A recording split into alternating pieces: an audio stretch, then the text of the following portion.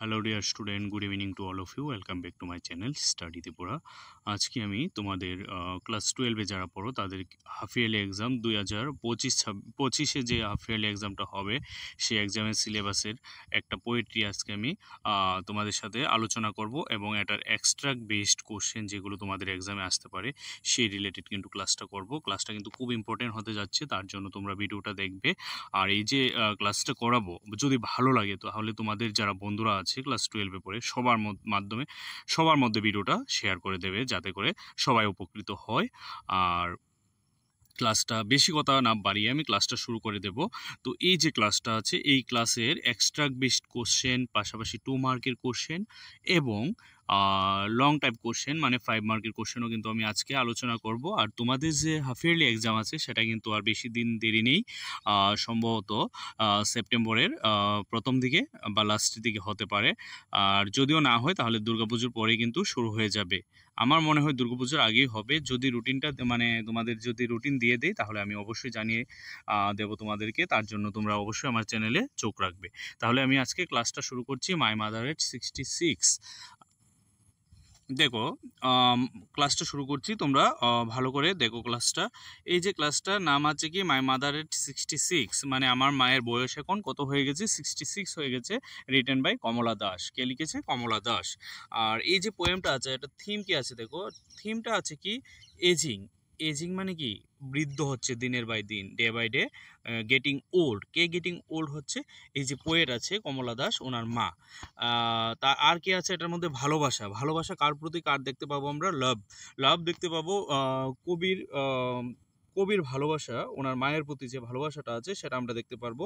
আর কি দেখতে পাবো এই কবিতার মধ্যে? ফিয়ার অফ লস, মানে হারানোর যে ভয়টা মানুষ, আমরা যখন আমার প্রিয়জনকে হারানোর যে ভয়টা থাকে, এই ভয়টা আমরা এই কবিতার মধ্যে দেখতে পাবো।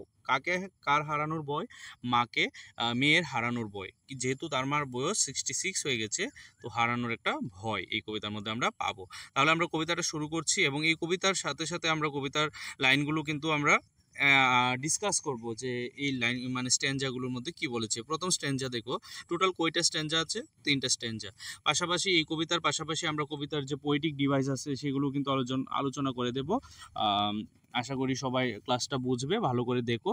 তো প্রথমে শুরু করছি আমরা। প্রথম যে স্ট্যাঞ্জাটা আছে সেটা, driving from my parents home to Cochin last Friday morning, I saw my mother beside me, dozes open mouth, her face ashen like that of a corpse, and realized with pain that she was as old as she looked. প্রথমে বলছি কি driving from my parents home. এখানে প্যারেন্টসের home থেকে driving করছিল কে? কবি কমলা দাস। পাশে কে বসেছিল? ওনার মা। কোথায় যাবে তারা দুজনে? Cochin last Friday. কোচিন এয়ারপোর্টে যাবে তারা। কোচিন একটা কি এয়ারপোর্টে যাবে।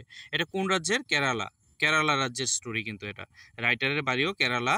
কেরালার যে ভাষা আছে সেটা হচ্ছে মালায়ালাম। মালায়ালাম। ঠিক আছে, তামিলনাড়ুর ভাষা যেমন তোমার তামিলি, সেম কেরালার ভাষা হচ্ছে মালায়ালাম। তো কি বলছিল? Driving from my parents home to Cochin last Friday. Last শুক্রবারে আমি আমার মায়ের সাথে আমার মায়ের বাড়ি থেকে আমি যেখানে জব করি সেখানে যাওয়ার জন্য এয়ারপোর্টে যাচ্ছিলাম। সময়টা কি ছিল? Morning. I saw my mother, আমি দেখেছিলাম আমার মাকে গাড়িতে আমার সাথে বসেছিল। বিসাইড মি মানে আমার পাশে বসেছিল। সে কি করছিল বসে? ডোজ মানে হালকা ঘুমাচ্ছিল। মানে দেখো, আমরা অনেক সময় গাড়ি দিয়ে যাওয়ার সময় ঘুমিয়ে পড়ি, ক্লাস করানোর সময় অনেক সময় ঘুমিয়ে যাই, তো এটাকে বলা হয় ডোজ, হালকা ঘুম, মানে লাইট স্লিপ। পাশাপাশি সে যে লাইট স্লিপ করছিল, মুখটা কিরকম ছিল? Open mouth, her face ashen like that of a corpse. তার মায়ের মুখটা এশিন কালার হয়ে গেছিল। এশিন মানে কি? এশিন মানে ছাই কালার। এশিন মানে ছাই বর্ণ। ঠিক আছে, যখন আমরা বৃদ্ধ হয়ে যায় তখন কিন্তু শরীরে রক্ত কমে গেলে কালারটা ছাই কালার হয়ে যায়। তো মার মুখটাও কি কীরকম ছিল? ছাই কালার ছিল। অফ কর্পস, দেখতে কীরকম লাগছিল? কর্পসের মতন। কর্পস মানে কি? Dead body. এটার মানে হচ্ছে ডেড বডি। তোমরা যারা পেন আর পেপার নিয়ে বসেছো তারা অবশ্যই এটা নোট করে নাও, খুব ইম্পর্টেন্ট, পরীক্ষাতে আসতে পারে। What does crop means? Crops মানে কি? এটার মানে হচ্ছে ডেড বডি। তো এই ডেড বডি, মাকে দেখতে ডেড বডির মতো লাগছিল, এই জিনিসটা দেখে সে পেইন রিয়ালাইজ করেছিল। কে? কবি। That she was as old she looks, তার বয়স 66 অনুযায়ী তাকে দেখতে যেরকম সেরকম লাগছিল আর কি। ওইটা দেখে তার খুব দুঃখ হচ্ছিল, কার? কবির। তো এই যে স্ট্যান্জাটা আছে এখানে কি আমরা পেয়েছি দেখো, মেন টপিক মানে ইম্পর্টেন্ট লাইন কি পেয়েছি, the poet is going to airport from her parents home. তার মায়ের বাড়ি থেকে, তার মানে প্যারেন্টস মানে কি, পিতামাতার বাড়ি থেকে সে কোচিন এয়ারপোর্টে যাচ্ছিল, আমরা এই প্রথম স্ট্যান্জার মধ্যে দেখতে পেয়েছি।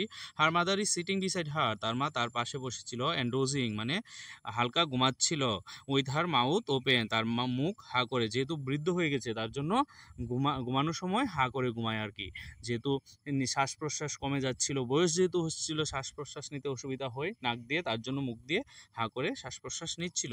হার ফেস লুকস পেল অ্যান্ড লাইফলেস, তার মায়ের মুখটা পেল কালার হয়ে গেছিল, পেল মানে কি বিবর্ণ, কালারলেস, অ্যান্ড লাইফলেস, লাইফলেস মানে কি মৃতদেহের মতন, ডেড বডির মতন, like a dead body, the corpse mean dead body.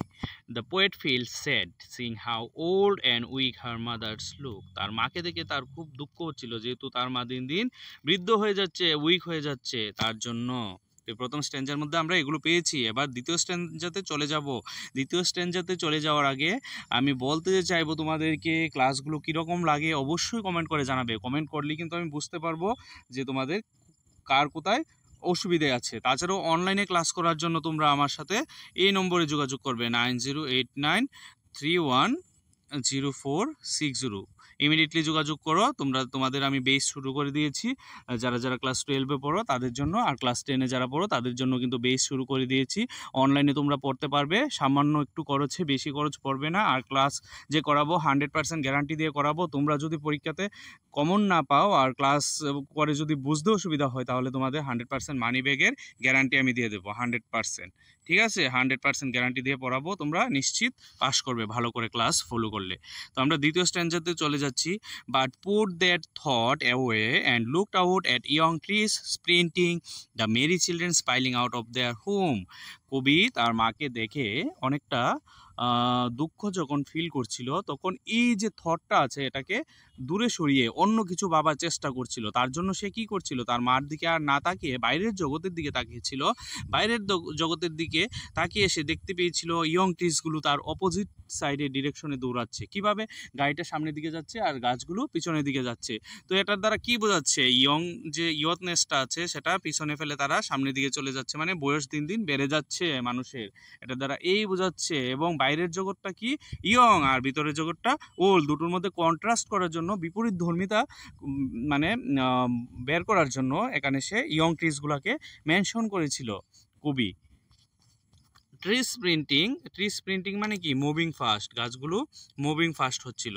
ঠিক আছে, অপোজিট ডিরেকশনে। তুমি কখনো গাড়ি বা বাইক দিয়ে গেলে দেখবে এরকম লাগে যে গাছগুলো অপোজিট সাইডে মুভিং হচ্ছে।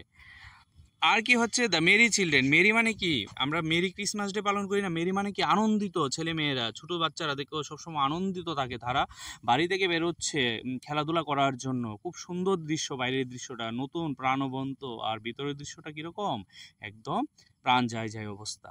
ওই যে স্যাডনেসটা বলার জন্য সে বাইরের জগৎটার দিকে তাকিয়েছিল, এবং বাইরের জগৎটা দেখে সে খুব মানে যে আগের যে থটটা ছিল সেটাকে পুট আউট করে দিয়েছিল, আউট অফ দেয়ার হোমস, যে ছেলে মেয়েরা আছে তারা তাদের ঘর থেকে দূরে বের হচ্ছে খেলাধুলা করার জন্য।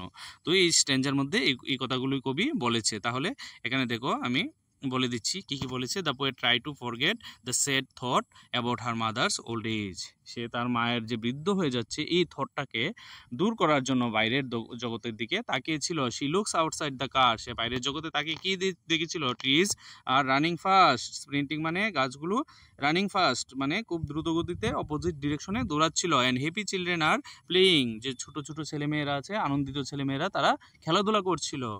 This scene of youth and energy are in contrast of her mother weakness, তোকে এখানে বিপরীত ধর্মিতা, তার মা হচ্ছে উইকনেস আর ওদের মধ্যে কি এনার্জি এবং ইয়থ ছিল, দুটোর মধ্যে কন্ট্রাস্ট বিপরীত ধর্মিতা বের করেছিল এই যে স্ট্যান্জাটা আছে সেটা দিয়ে।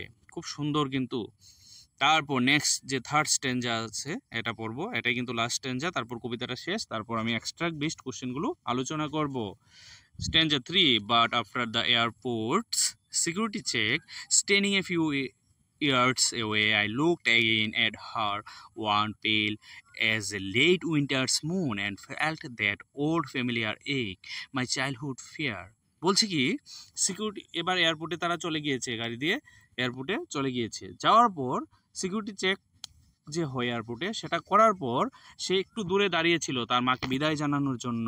I looked again at her, আমি আবার ওনার দিকে তাকিয়েছি, তাকিয়ে দেখেছি কি ওয়ান হয়ে গেছে। ওয়ান মানে কি কালারলেস, তার মুখটা, মায়ের মুখটা পেল, পেল মানে কালারলেস, বিবর্ণ।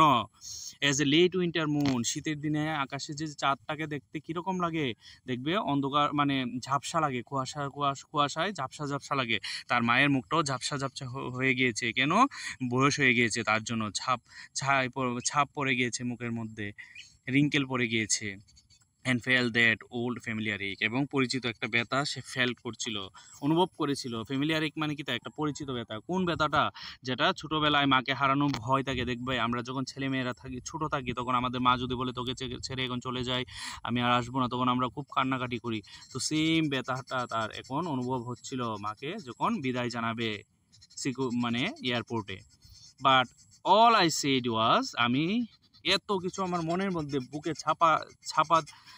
চাপা দিয়ে রেখে আমি একটা জিনিসই বলছিলাম মাকে, সি ইউ সুন, মা খুব তাড়াতাড়ি তোমার সাথে আবার দেখা হবে আম্মা। And I did was smile and smile and smile, আমি শুধু স্মাইল দিয়েছিলাম মাকে। আমার দুঃখটা কিন্তু আমি মাকে বুঝাইনি, যদি বুঝাই মা তো ভেঙে পড়বে, তার জন্য মাকে আমি শুধু স্মাইল দিয়ে আমি ওনাকে বুঝিয়েছি কি, চিন্তা করো না, আমি আবার আসবো, তোমার সাথে দেখা হবে। এই জায়গায় গিয়ে কবিতাটা শেষ হয়ে গেছে।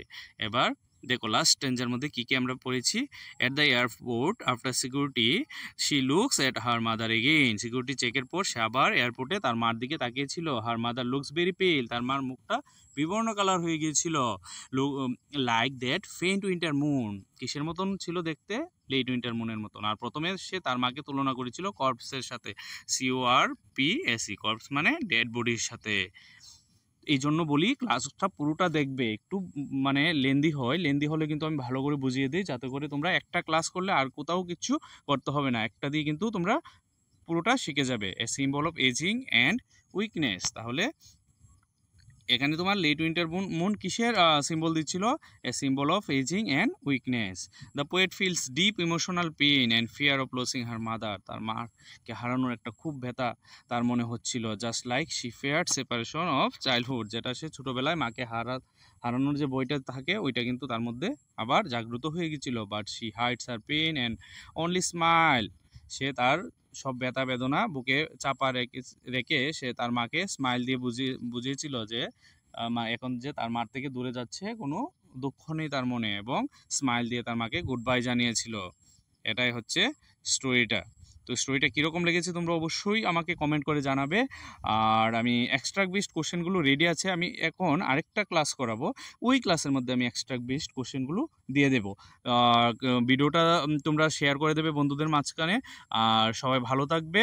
আর এগুলোর কিন্তু হাফ ইয়ারলি এক্সামের অল সাবজেক্টের নোটস আমার কাছে অ্যাভেলেবেল আছে, তোমরা ইচ্ছে করলে নিতে পারো। ঠিক আছে, সবাই ভালো থাকবে। জয় হিন্দ।